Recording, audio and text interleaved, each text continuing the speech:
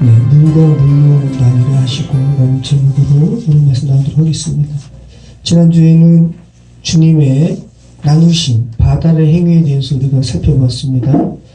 우리가 요한계시록 신구약의 마지막 책에 가게 되면 궁극적으로 하나님께서 어둠을 몰아내시고 하나님께서 빛 자체가 되시기 때문에 빛과 어둠의 나눔이 쓸데없는 온전한 극복이 이루어질 것임에도 결국은 하나가 될 것을 구태여 창조 기사에서 나누시는 이유에 대해서 우리가 살펴보겠습니다. 결국은 하나로 될 것을 나누시는 이유가 뭐라고 그랬습니까? 그렇게 나누시는 이유는 혼돈케 된 죄된 세상에서 나눠야지 나눔 너머에 하나님의 선한 것을 우리가 추구할 수 있고 소망할 수 있다고 했습니다. 그렇지 않고 혼재된 가운데 우리가 있으면 뭐가 선이고 뭐가 악인지, 뭐가 어둠이고 뭐가 빛인지 알지 못하기 때문에 지금 우리가 살고 있는 시대죠. 이렇게 어둠 가운데 있고 혼란 가운데 있는 것이 죄된 인생의 현실입니다. 나누지 않으면 무엇이 선이고 무엇이 악인지 알 수 없는 상태, 그 상태가 혼돈이고 공허, 흑암으로 표현되는 악이 지배하는 현실이고 죽음의 깊은 물, 심연이죠. 그 가운데 갇혀있는 상태입니다. 그리스도의 빛 가운데 잊지 못하는 죄된 인생의 현실이기도 하고, 그래서 이런 이들에게 있어서 가장 필요한 것은 뭐예요? 빛이신 그리스도. 그래서 하나님께서는 창조기사의 첫 일성으로 빛이 있으라 말씀하셨고, 또 그 빛이 하나님 보시기에 좋으셨다라고 하나님의 처음 감정도 죄에 억눌려 있는 이들에게 그리스도의 빛이 비춰진 것을 보시기에 좋으셨다라는 그 부분에서 하나님의 감정이 가장 먼저 표현되고 있다는 것 우리가 나눴습니다.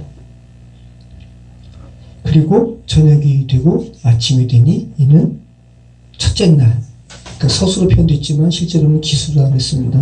온전한 날, 하나의 날, 완성된 날, 에하드라고 성경 말씀이 있었어요.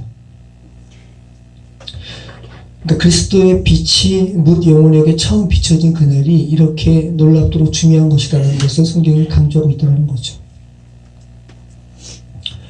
벌써 저희 교회가 12년째고요. 지금 교회 공방은 10년째인데, 그러니까 지금 보시면은 온통 통이에요. 유약통이잖아요. 도자기 공방과 관련된 통들이 저렇게 가득 쌓여 있고, 또 밖에는 도자기를 하다 보면 하다 남은 흙도 물에 버놔야 돼요. 버놓지 않으면 말라가지고 사용할 수가 없으니까. 근데 그 흙도 지금 흙을 담아놓은 통도 안에 너무 많아가지고 저기 밖에 테라스까지 지금 넘어간 상태예요.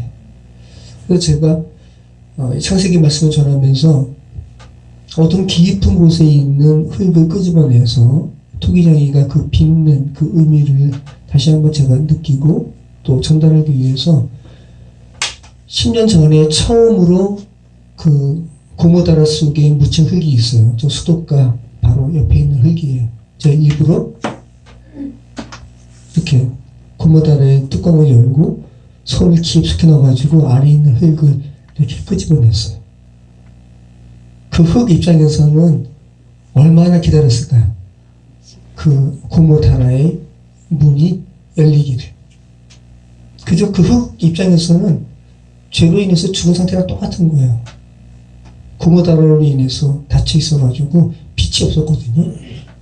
그리고 맨 밑에 깔리는 그 흙은 얼마나 고무다라의 문이 열리고 빛이 비춰지고 토기장이가 자기를 이렇게 한 움큼 쉬기를 바랬을까요? 다시 한번 빛이 비춰진다는 것, 그리고 우리가 하나님의 손에 들림을 받는다는 것이 무엇인지 다시 한번 생각을 하게 됩니다. 물리적인 빛의 비춰짐도 이렇게 놀랍습니다. 근데 여러분에게는 죄된 세상 사람들과 똑같은 삶을 사셨던 여러분에게 지금 그리스도의 빛이 비춰졌습니다. 얼마나 놀랍습니까? 저 오늘은 빛의 비치움 이후에 두 번째 사역을 말씀하고 있습니다. 우리 창세기 1장 6절 7절 같이 읽겠습니다. 하나님이 이르시되 물 가운데 궁창이 있어 물과 물로 나누라 하시고 하나님이 궁창을 만드사 궁창 아래의 물과 궁창 위의 물로 나누게 하시니 그대로 되니라.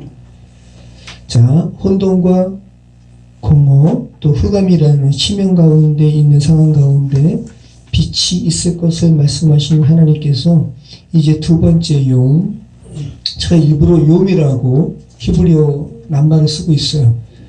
두 번째 날이라고 하면 말씀드리는 저도 그렇고 듣는 여러분도 자꾸만 24시간의 하루를 생각하시기 때문에 이게 성경이 원래 말하는 의미를 굉장히 계속 들으면서도 약화시켜요. 그래서 일부러 제가 용이라고 말씀드리고 있습니다.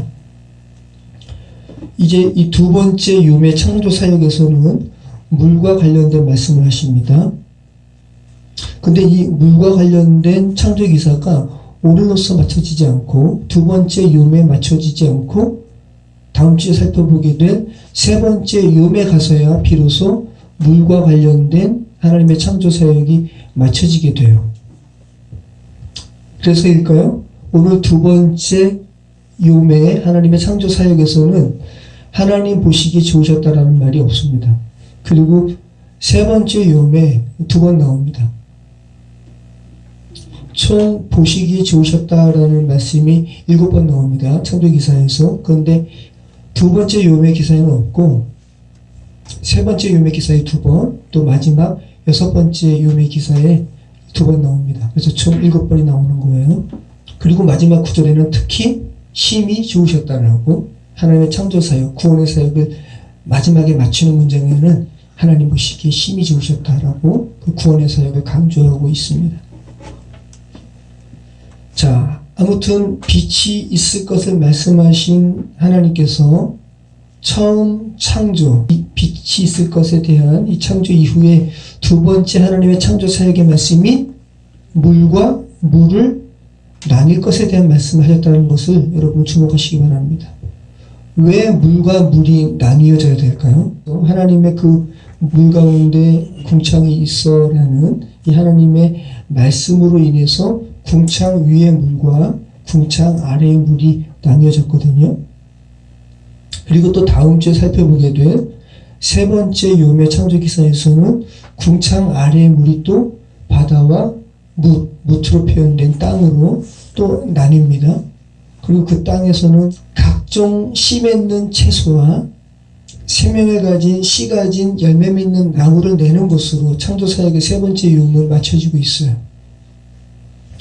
그러니까 첫째 날부터 하나님의 그 창조사역이 창세기 1장 2절에 죽음의 물로 가득히 이 뒤덮인 땅이 혼돈을 극복하고 그 다음에 땅이 드러나고 궁극적인 생명의 탄생이라는 굉장히 체계 있는 진행을 하고 있음을 우리는 알게 됩니다.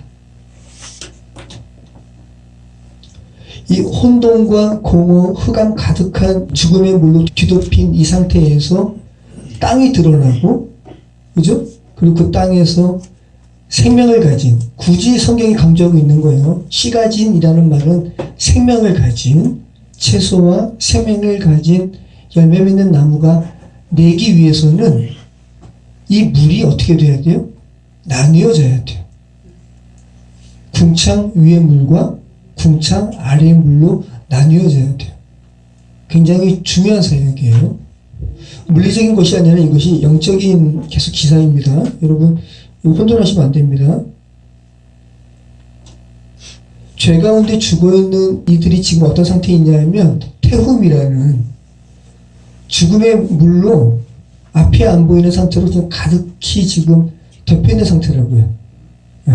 그것을 하나님께서 죽음의 물과 생명의 물로 이렇게 나뉘시는 거예요.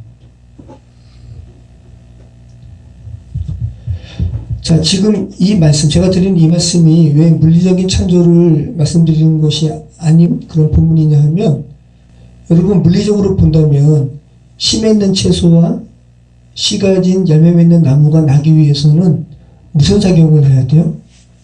광합성. 그죠? 물리적인 빛을 받아야 돼요. 근데 물리적인 광명체가 몇째 요음에 나온다고요?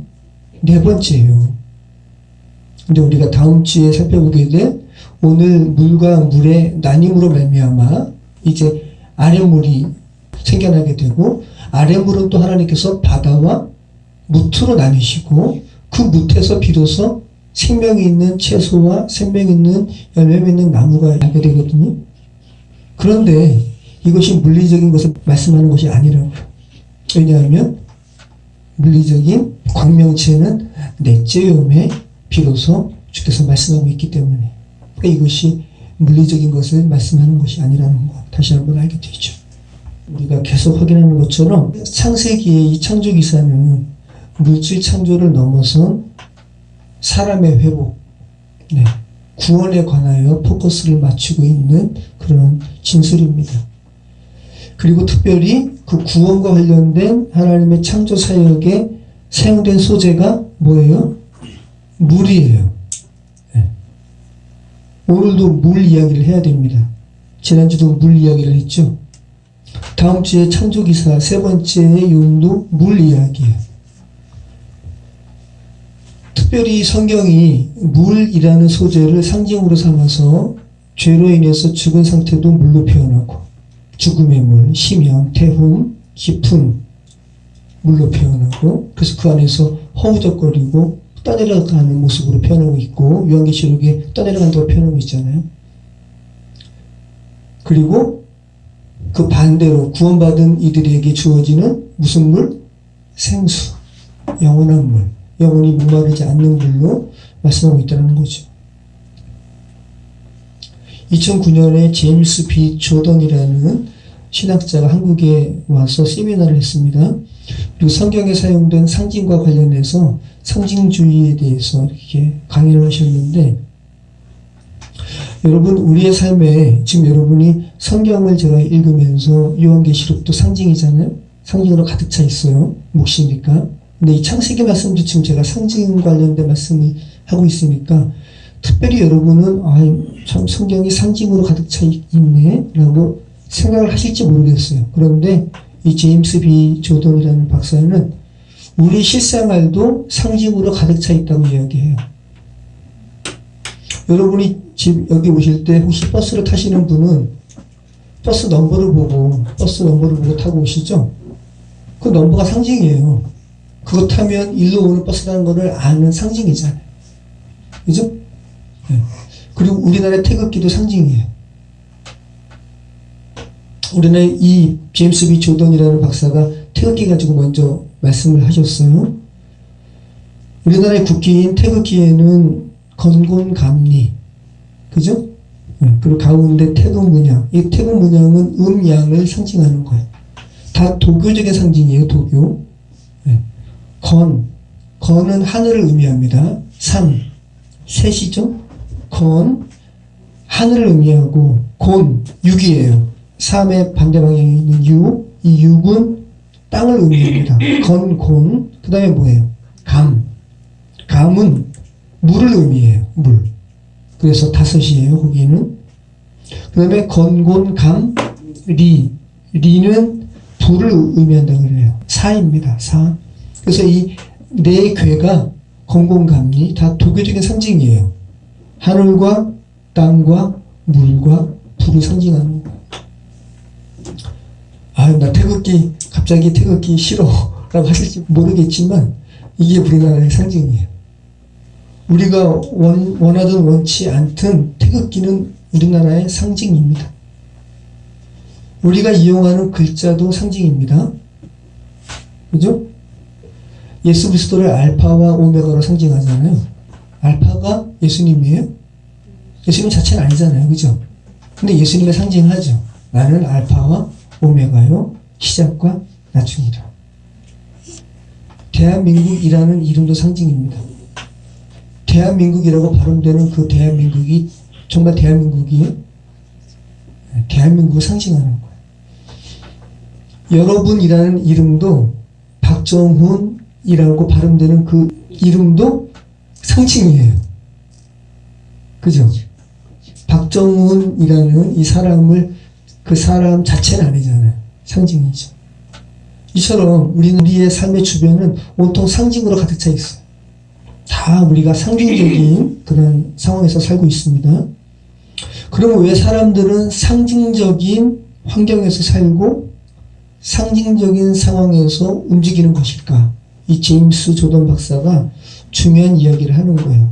왜냐하면 이 세상이, 그러니까 이 조던 박사가 말하는 거는 이 세상이 상징으로 뒤덮여 있다는 거예요.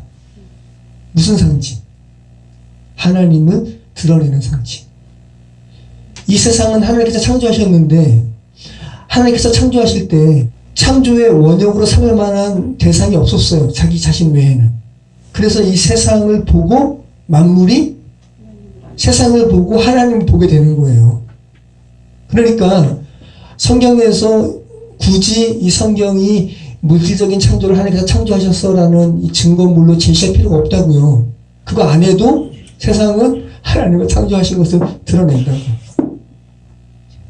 가장 대표적으로 하나님을 상징하는 존재가 사람이에요. 창세기 1장 26절에서 말씀하시니까 자기 형상, 우리가 우리 형상대로 사람을 만들자. 근데 그 사람이 죄로 인해서 하나님의 형상을 온전히 드러내지 못하네요. 그래서 완전히 하나님의 상징이신 누구? 예수 그리스도. 그분을 통해서 그분과 연합돼서 우리가 다시 회복되는 그런 기사가 성경의 기사죠. 제임스 B 조던 박사가 중요한 부분을 이렇게 말씀을 하고 있습니다. 자, 그래서 죄로 인해서 죽어있는 인간의 현실과 그 죄에 대해서 극복되어서 하나님의 사람으로 회복되는 것을 성경은 특별히 물이라는 소재로, 물이라는 상징으로 성경을 창세기부터 요한계시록까지 관통하고 있다는 거. 여러분 다시 한번 기억하시기 바랍니다. 물로 표현하기에 가장 적합하기 때문에 물을 상징으로 들어서 표현하고 있다는 거예요. 저 창세기 1장 6절, 7절 같이 한번 읽겠습니다. 하나님이 이르시되 물 가운데 궁창이 있어 물과 물로 나뉘라 하시고 하나님이 궁창을 만드사 궁창 아래의 물과 궁창 위의 물로 나뉘게 하시니 그대로 되니라. 자, 하나님께서 물로 인해서 물이라는 것을 표현하신 거예요. 이 태움이라는 죽음의 물 가운데 혼재되어서 죽어있는 상태의 영혼을 살리시기 위해서 물과 물로 나뉘라 하시고 이렇게 말씀하셨는데 모세가 그 음성을 듣고 그 다음에 이제 기록할 때는 궁창을 만드셨다라고 모세의 입장에서 이렇게 서술하고 있습니다. 모세는 고대 근동 사람이죠. 그래서 고대 근동의 우주관으로 이 하나님의 구원의 역사를 표현하고 있습니다. 제가 신해고등학교 나왔거든요. 미션 스쿨이기 때문에 신앙 수양회를 매해 합니다. 어떤 때는 밖에 큰 교회 가서 신앙 수양회를 하기도 하고 또 실내에서 교내에서 하기도 하는데 제가 1학년 때인가 창조과학회에서 한 강사가 오신 거예요. 맞아. 성경은 하나님의 창조로 가득 차 있고 이것을 우리는 변증해야 돼. 이 생각이 그분의 강연으로 말미암아 제가 너무 깊숙이 와가지고 이분이 창조에 대해서 어떤 말씀 하셨냐면 제가 기억나는 것 중에 하나가 그거예요. 그게 너무 강하게 왔어요. 미국의 인디언에 아주 수만 년 전, 수만 년 전인지 창조과학에서는 6천 년으로 이야기하니까 어떤 동굴에 그림이 있는데 태양을 그린 건데 태양을 그리면 어떻게 그려야 돼요? 동그랗게. 근데 그 동굴 안에 있는 태양은 물이 이렇게 출렁이는 가운데 아래에서 물 출렁이는 그 건너편의 태양을 보게 되면 어떻게 돼요? 그죠? 동그랗지가 않고 일그러지잖아요. 그렇게 태양을 그렸더라. 그래서 하늘 위에 궁창이 있었다라는 이 창조 기사가 사실이다. 이런 식으로 창조 기사에 대한 아주 창조 과학회 하시는 분들은 이런 부분이 있어요. 아주 강하게 변증을 하셨어요. 그게 너무 강하게 왔어요. 근데 창세기에 이 궁창과 관련된 기사는 창조 과학자들이 그렇게 증거하라고 진술된 게 아니에요.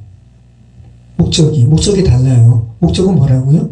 죄로 인해서 죽은 이들을 주님께서 어떻게 구하시는지를 물이라는 소재로 표현하고 있다고. 보세요, 여러분. 예수님도 노아의 홍수 사건을 언급하시거든요. 근데 예수님께서 노아의 홍수 사건을 언급하실 때 어떤 내용으로 노아의 사건을 가지고 오세요? 야, 노아의 사건 봐봐. 진짜 궁창이 있었어. 물리적인 것을 변증하시려고 예수님께서 노아의 홍수 사건을 언급하지 않으세요. 노아의 때와 같이 지금 이 시대에도 장가가고 시장 보고 집 짓고 할 거 다 했다? 노아의 때나 지금이나 다 죄 가운데 죽은 거랑 마찬가지야. 이 의미, 그 성경이 계속 누차 말하는 거잖아요. 죄된 인간은 다 죽었어. 성경에서 계속 말하는 이 부분을 드러내기 위해서 또 노아의 때를 주님께서 언급하시거든요. 우리는 성경에서 나오는 여러 가지 이러한 기술들을 사람의 죽음과 사람의 구원이라는 하나님의 그 서술 목적에 맞게 우리가 받아들이고 우리가 또 묵상하고 음미하고 이렇게 생각을 하셔야지, 성경은 결코 지구의 물리적인 이런 조성 연대라든지 이런 것을 설명하려고 쓰여진 게 아닌데, 그리고 하나님은 당신의 이 구원 기사를 그 죄된 인간이 알아듣도록 설명하셨어요. 그래서 고대 근동에 있는 유대인들 또 모세를 통해서 이 말씀을 주셨을 때는 고대 근동에 살고 있는 사람들이 가지고 있는 우주관에 맞춰서 설명하신 거예요. 만약에 하나님께서 천지창조의 기사를, 구원의 기사를 천지창조의 기사로 옷을 입히셔가지고 오늘날 살아가는, 오늘날 과학적으로 우주가 어떻게 조성되었고 이런 것들을 비교적 고대 근동보다 더 많이 알고 있는 사람들에게 창조 기사를 전하셨을 때는 이렇게 하늘 위에 또 물층이 있었다? 근데 하나님께서 하늘 위에 물층을 만드셨다라는 걸로 지금 하나님께서 말씀하신 게 아니에요. 물과 물을 나뉘라 하시고라고 말씀하셨죠. 근데 그것을 모세는 그가 알고 있는 고대 근동의 그 우주관으로 물층으로 표현한 거예요. 궁창이라는. 오늘날에는 하나님께서 우리가 이해할 수 있는 우주관으로 설명을 하시겠죠. 자, 옆에 제가 주보에 고대 근동의 이런 우주관 그림을 하나 올려놨잖아요. 여기 보시면 이 궁창이 뭐냐 하면 라키아라는 건데, 망치로 이렇게 판금 있죠, 판금. 대장장이가 금속을 망치로 때려가지고 넓히잖아요. 이걸 단조라고 그래요, 단조. 이렇게 해서 반구. 여기 보시면 지구, 마운튼, 얼스 있고 위에 이렇게 반구가 있잖아요. 이게 궁창이에요. 라키아라 그러기도 하고, 이게 견고한 딱딱한 뭘로 이루어졌다고 또 여겨서 영어로는 퍼머먼트, 이렇게 궁창이라는 말이 라키아라는 말, 또 이거는 히브리 원어를 그대로 영어로 차용한 거죠. 그리고 퍼머먼트 이렇게 돼 있고, 또 궁창에 보면은 뭐가 있어요? 창이 있잖아요. 네, 궁창에 창문이 있는 걸로 해서, 근데 물이 어디 있다고요? 궁창 넘어. 그래서 노아의 홍수 기사에서도 하늘에 창이 열리고 해서 이 물층이 쏟아진 걸로 이렇게 노아의 기사는 표현하고 있죠. 근데 당시 고대의 우주관으로 설명한 겁니다. 땅이 있고, 그리고 궁창이 있고, 그리고 해와 달과 별이 어디에 걸려 있냐 하면 궁창에 걸려 있는 것으로 생각을 한 거예요. 그래서 고대 근동인들은 이 궁창에 레일이 있어가지고 해가 다니는 길, 또 달이 다니는 길, 별이 다니는 길, 이런 식으로 생각을 했단 말이죠. 근데 이것이 참 넌센스인 것이, 이 고대 근동의 우주관을 그대로 받아들이고 또 여기에 기초해가지고 창세기 기사를 이 물리적인 것으로 여러분이 인식하게 되면, 그럼 지금 물이 어디 있다라는 거예요? 고대 근동의 이 우주관으로 보면 궁창 너머에 있죠.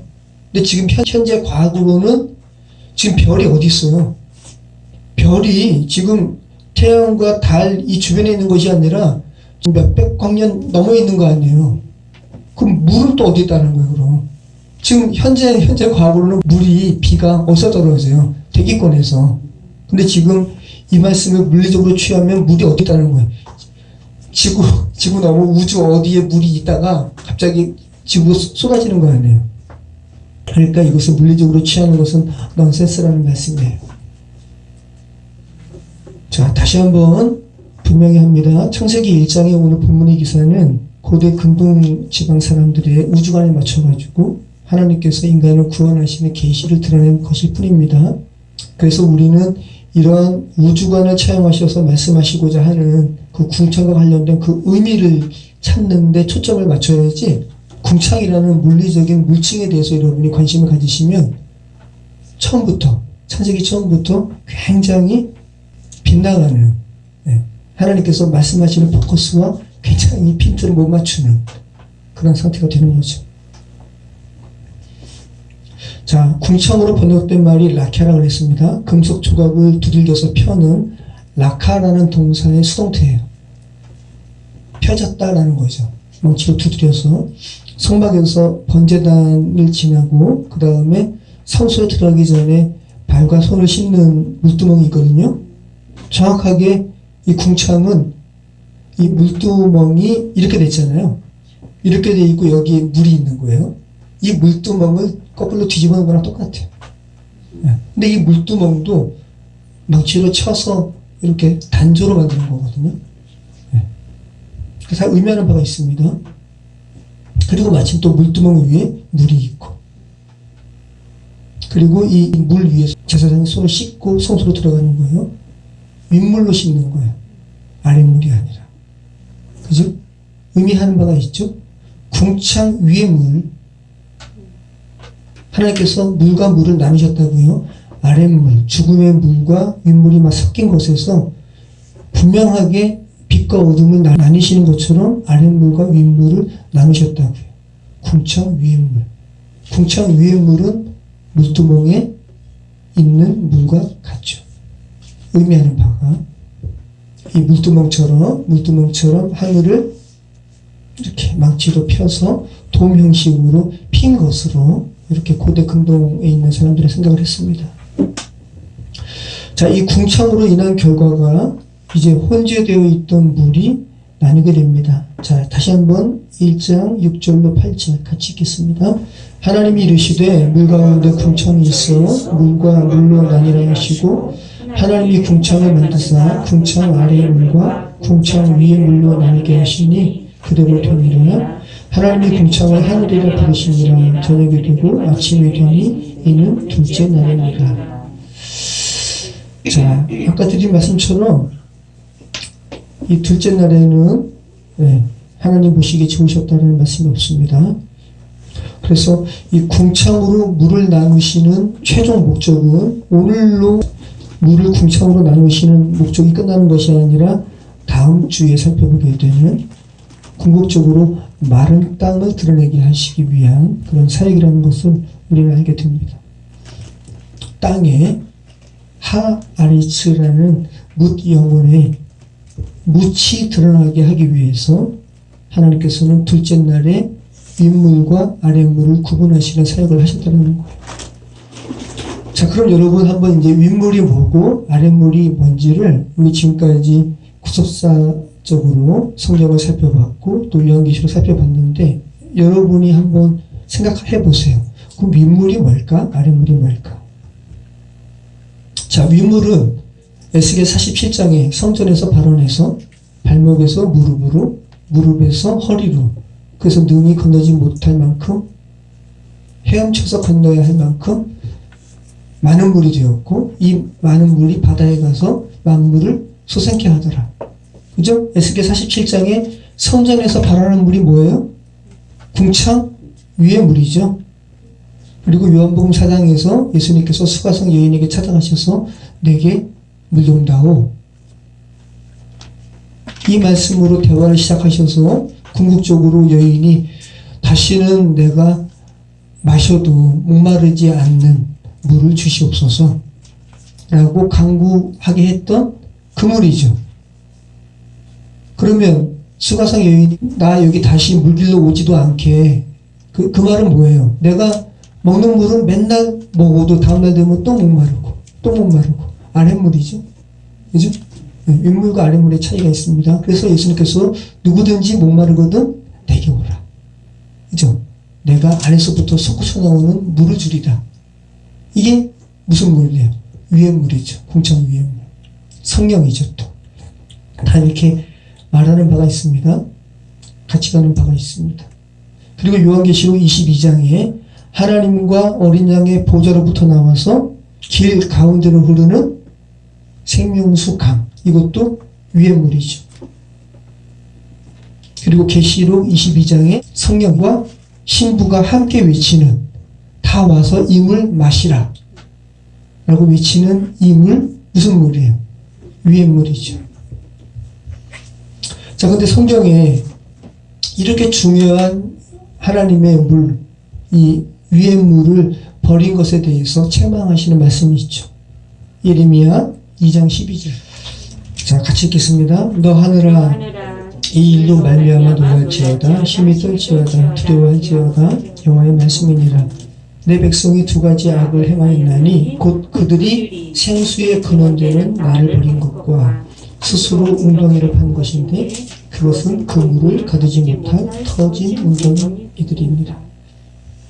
자, 윗물 아랫물 다 나오네요. 그죠? 야, 내 백성이 두 가지 악을 범했다. 하나는 생수의 근원되는 나를 버린 것. 뭐예요? 무슨 물을 버린 거예요? 윗물을 버린 거예요. 그죠? 그 다음에 스스로 웅덩이를 팠대요. 이거는 무슨 물을 가두려고? 무슨 물을 이렇게 담아놓으려고? 아랫물. 그런데 그 물은 터진 웅덩이가 똑같아. 마셔도 계속 못 마를 거야. 그죠? 자, 인간에게 이러한 위의 물이 없으면 어떻게 돼요? 자, 여러분, 예수님께서 말씀하셨어요. 귀신이 물 없는 곳으로 다녀요.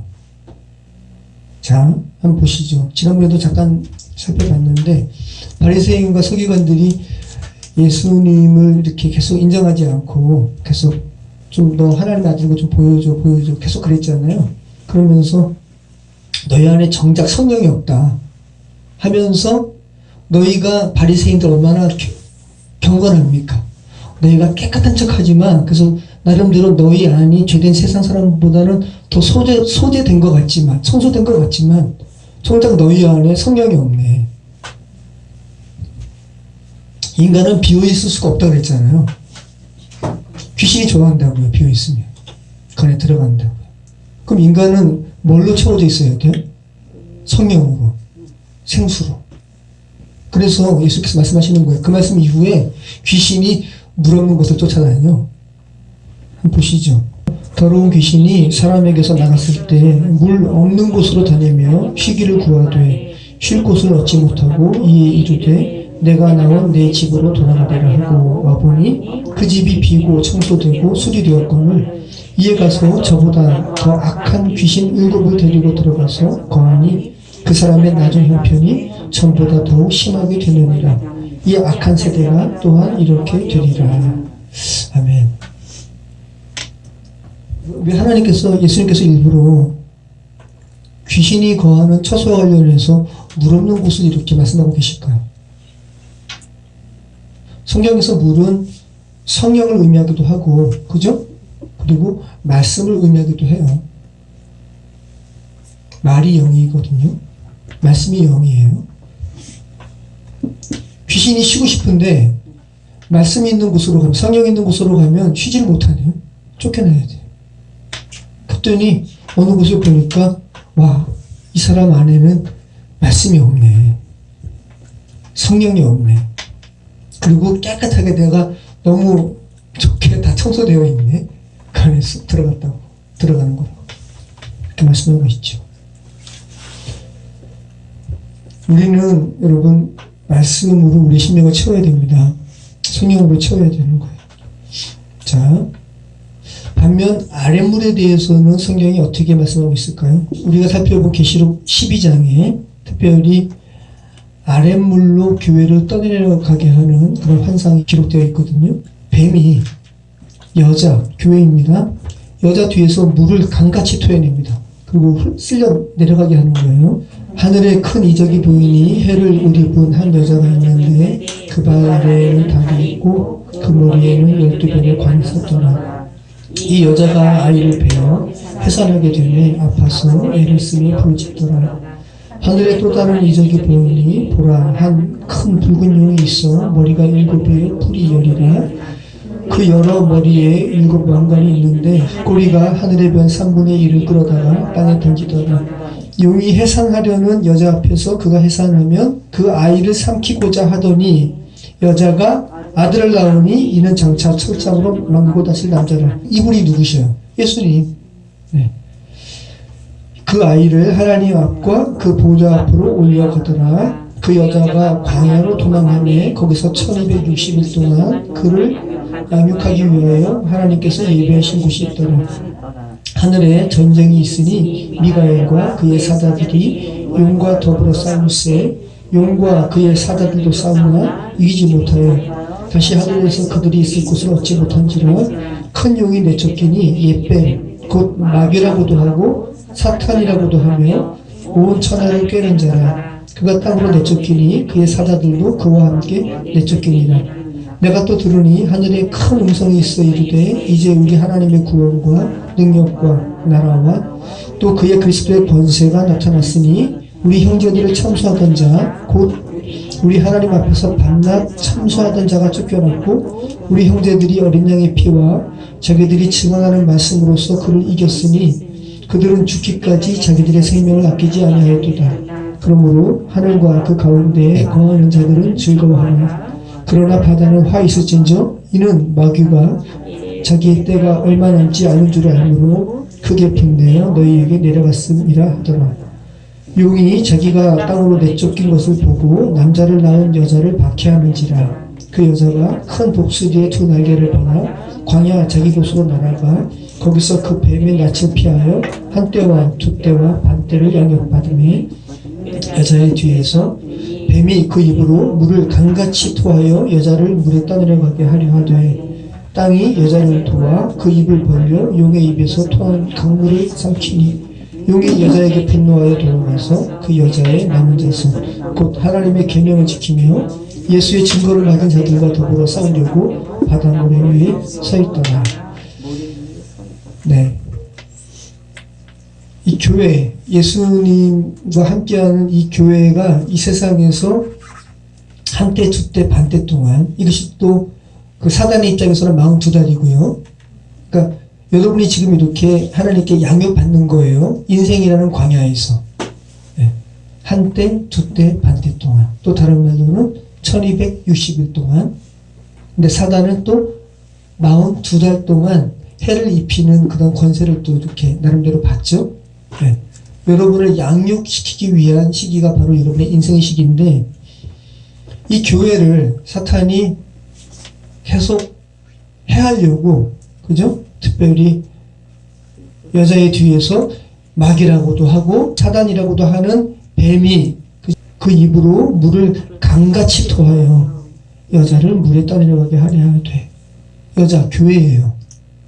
교회에 대하여 우리가 읽은 이 요한계시록 말씀은 여러분 기억하시면 한마디로 하면 광채가 나는 교회예요. 광채가 나는 여자의 모습이에요. 해로 옷 입고 12별의 면류관을 쓰고 한번 기억 더듬어 보세요. 근데 기억이 안 나시죠? 우리가 읽었잖아요. 해로 옷 입고 해로 옷 입으면 얼마나 빛나요. 그죠? 여자에 대한 환상이라니까요. 교회. 그리고 12별의 면류관을 쓰고 그리고 발 아래에는 달이 있고 창세기의 12아들을 연상시키는 그러한 구절로 교회에 대해서 요한계시록 말씀하고 있죠. 야곱의 12아들은 신약으로 이야기하면 교회의 이야기고 그죠? 교회로 완성되는 이야기죠. 요한계시록 말씀은 교회를 예수님의 생명을 가진 자로 표현하고 있기 때문에 교회가 예수님을 연상할 수 있는 아이를 낳는 곳으로 요한계시록 말씀을 표현하고 있다는 거예요. 그리고 사탄을 상징하는 용, 뱀이 그 아이를 해하려고 그죠? 그 아이, 궁극적인 예수님의 생명을 가진 그 일을 해하려고 여자를 입으로 강같이 아랫물이라는 요소로 떠내려가게 하는 것으로 지금 표현하고 있죠. 교회로 하여금, 성도로 하여금 예수님이라는 이러한 생명, 하나님의 생명을 출산하지 못하도록 윗물이 아닌 아랫물을 강같이 토하여 떠내려가게 하고 있다. 이렇게 요한에게 하나님께서 환상으로 보여주고 계시죠. 여러분으로 하여금, 교회로 하여금 하나님의 아들의 생명을 해산하지 못하도록 떠내려가게 하는 이 물은 어떤 물일까? 아랫물이죠. 근데 교회조차도 분간하기 어려운 물이에요. 그러니까 떠내려가는 거예요. 여러분이 교회라고 하지만 윗물인지 아랫물인지 구분하지 못하고 떠내려가게 하는 요소가 지금도 있다라는 거죠. 그러니까 분별해야 된다는 거예요. 아랫물과 윗물의 구분이 여러분에게 필요하다는 거죠. 교회 구성원들이 결코 눈치채지 못하는 이것이 아랫물의 요소인지 결코 구분하지 못하는 것으로 계속 미혹하고 있다는 것이죠. 교묘히 신앙생활로 포장되어 있지만 결국은 자기 욕심을 채우는 아랫물의 요소가 분명히 교회에도 있을 수 있죠. 사회생활의 관계성을 키우려고 교회에 출석하기도 하고 내가 이만큼 했으니 하나님께서 이만큼 해주시겠지라는 인간적인 어떠한 아랫물의 요소도 있을 수 있고 복음과는 상관없는 자기 의를 쌓는 아랫물의 요소가 있을 수도 있죠. 또 여러분이 아마 많이 들으셨을 거예요. 번영신앙. 예수님 믿음은 다 번영해. 근데 이것이 여러분 예수님 믿음은 다 번영해요? 저 번영했으면 좋겠는데. 여러분 전 세계에 예수님 믿지만 가난한 사람 너무 많아요. 예수님 믿는 것으로 인해서 순교도 당하잖아요. 예수님 믿으면 다 잘 돼요? 이거는 사단의 속삭임이죠. 예전에 지하철 탔습니다. 지하철 탔는데 전단지가 꼽혀 있는 거예요. 그런데 이 전단지를 보면서 기도원이라는 말이 없었으면 제가 이것이 무슨 사찰인지 무슨 뭐 이렇게 그 복 빌어주는 뭘로 제가 착각했을 거예요. 기도원이라는 말이 없으면 신유, 예언, 축복 이거 그렇게 강조하는 거예요. 기도원이라는 이름으로 신유 강조하고 예언 강조하고 축복 강조하고 정말 아랫물의 요소로 교회가 미혹당할 수밖에 없는 요소로 현혹하고 있는 거죠. 성경의 단어로 치장하고 있지만 인물이 아닌 거죠. 여러분 아랫물 마시면 죽습니다. 결국은 죽어요. 아랫물 마시면. 왜냐하면 위에서 발원한 물이 아니기 때문에. 마셔도 계속 목마른 물, 아랫물이에요. 죄된 인간의 탐욕에서 기인한 물, 썩은 물, 죽이는 물, 쓴물이에요. 여러분 마음을 뒤덮고 있는 이 물들이 어떤 물인가 한번 생각해 보시죠. 어떤 정보가 될 수도 있고 여러분 귀에 들렸던 여러분의 어떤 내면의 목소리일 수도 있어요. 아랫물 마시면 그 순간은 자기 욕구나 욕망을 채울 수 있지만 순간일 뿐입니다. 결국은 갈증을 일으키게 하고 결국은 죽습니다. 죄된 세상의 현실은 마실 물이 없는 거예요. 자, 아모스서 8장 11절 한번 같이 읽어보시죠. 죄된 세상의 현실은 정말 물은 많은데 마실 물이 없다고 계속 물에 대해서 또 하나님께서 아모스 선지자를 통해서 말씀하고 있죠. 같이 읽겠습니다. 주 여호와의 말씀이니라. 보라 날이 이를지라 내가 기근을 땅에 보내리니 양식이 없어 주림이 아니며 물이 없어 가람이 아니며 여호와의 말씀을 듣지 못한 기갈이라. 사람이 이 바다에서 저 바다까지 북쪽에서 동쪽까지 비틀거리며 여호와의 말씀을 구하려고 돌아다녀도 얻지 못하리니 그날에 아름다운 처녀가 젊은 남자가 다 가라에 쓰러지리라. 일부러 물 없어서 가라에 쓰러지는 것을 강조하기 위해서 아름다운 처녀, 몇 살 할머니가 아니라 아름다운 처녀, 젊은 남자가 쓰러질 거야. 물과 말씀을 이렇게 연결시키고 있죠. 양식이 없어 주림이 아니고 이게 지금 아모스서 당시에만 국한되는 것이 아니잖아요. 죄된 세상의 현실이라고요. 노아의 때나 지금이나 또 아모스 때나 다 똑같은 거예요. 양식이 없어 줄이는 게 아니야. 물이 없어 가람이 아니야. 다 너희가 아랫물 너희가 마시고 있잖아. 정말 너희가 갈급해야 하고 정말 목말라 해야 하는 것은 윗물이 없어서 그 윗물을 너희가 그렇게 소망해야지. 라고 지금 말씀하고 있는 겁니다. 지금 이 시대 현실이라는 거예요. 여호와의 말씀을 구하려고 돌아다녀도 얻지 못하는 것이 죄된 세상의 현실.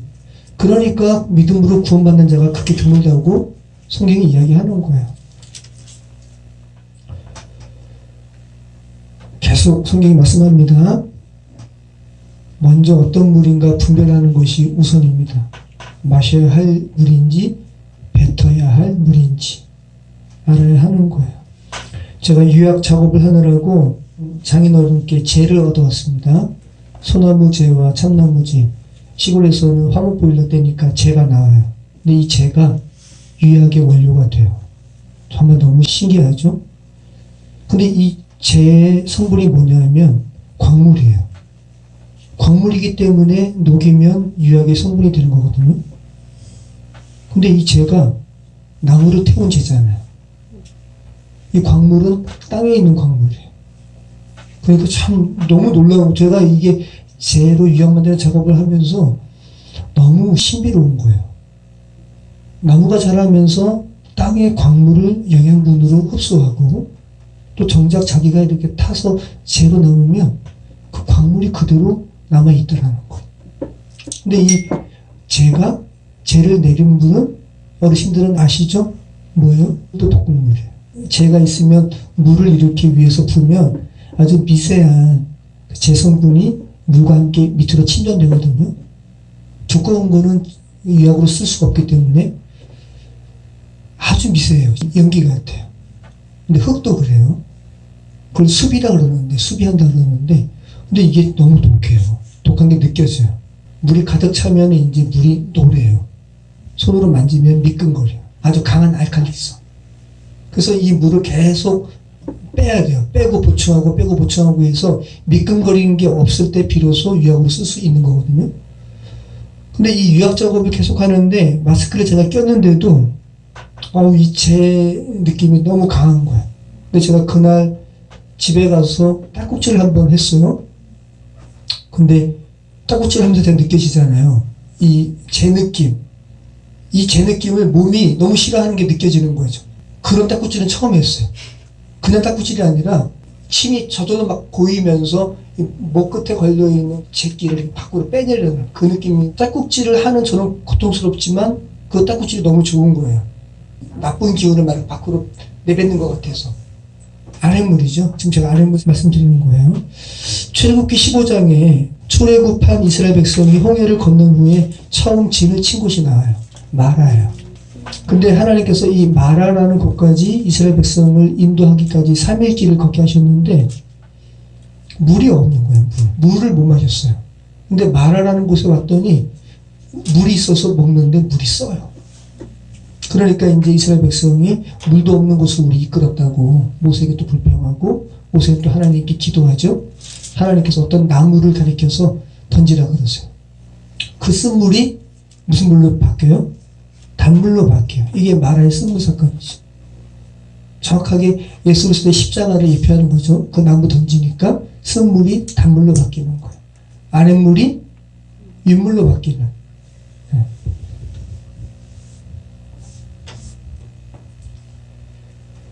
그리고 보면 여러분이 마시는 물이 쓴물인지 분별되고, 쓴물의 맛을 느껴서 하나님 쓴물 말고 단물 주세요라고 간구하는 것 이 자체도 하나님의 은혜임을 알게 됩니다.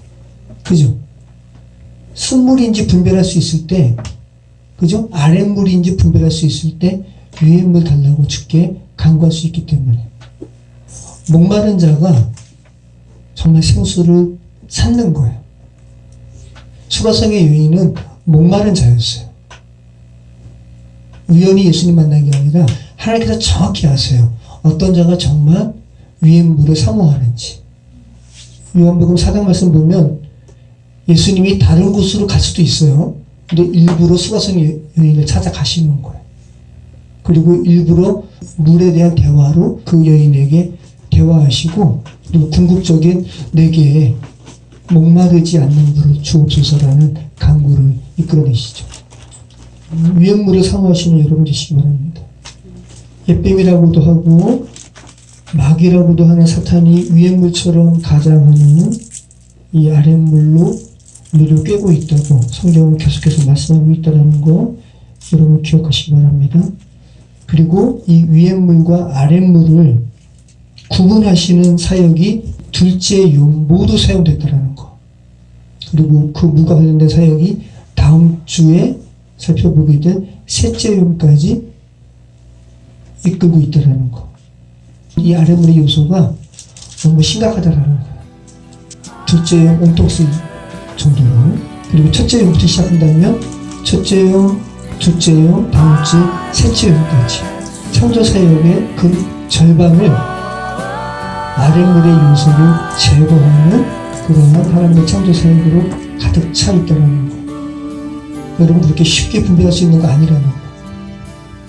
다시 한번 기억하시고 주님께 위임을 주시옵소서. 온전히 간구하시는 저희 여러분 되었으면 좋겠습니다. 기도하겠습니다.